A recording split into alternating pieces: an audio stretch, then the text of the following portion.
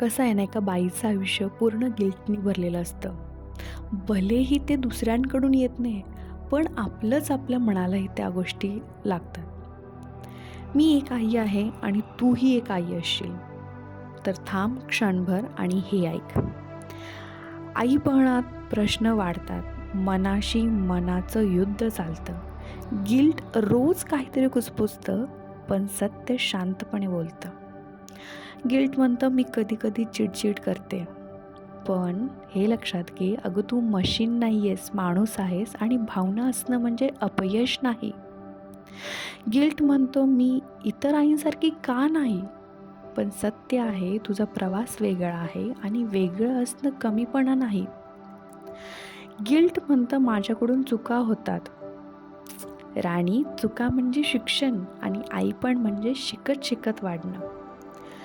Guilt म्हणतं मी नेहमी आनंदी राहू शकत नाही. पण खरं आयुष्य नेहमी हसत नसतं, पण प्रेम कधी कमी होत नाही.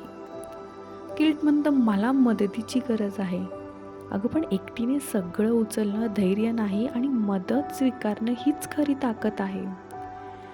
मी कधी कधी थांबते आणि थांबणं म्हणजे संपणं नाही, थांबणं म्हणजे पुन्हा सावरून उभं राहणं आहे. एक लक्षात ठेव, गिल्ट आवाज वाढवतो पण सत्य शांत राहून बळ देतं. आज मन थोडं जड असेल तरी चालेल. आज आज पावलं हळू असतील तरी चालेल. आई असणं म्हणजे परफॉर्मन्स नाही, आई असणं म्हणजे एक गोड नातं आहे. आणि शेवटी एकच लक्षात ठेव, तू पुरेशी आहेस. तू पुरेशी आहेस आजही, अगदी आत्ताही, आणि तू नेहमीच पुरेशी आहेस.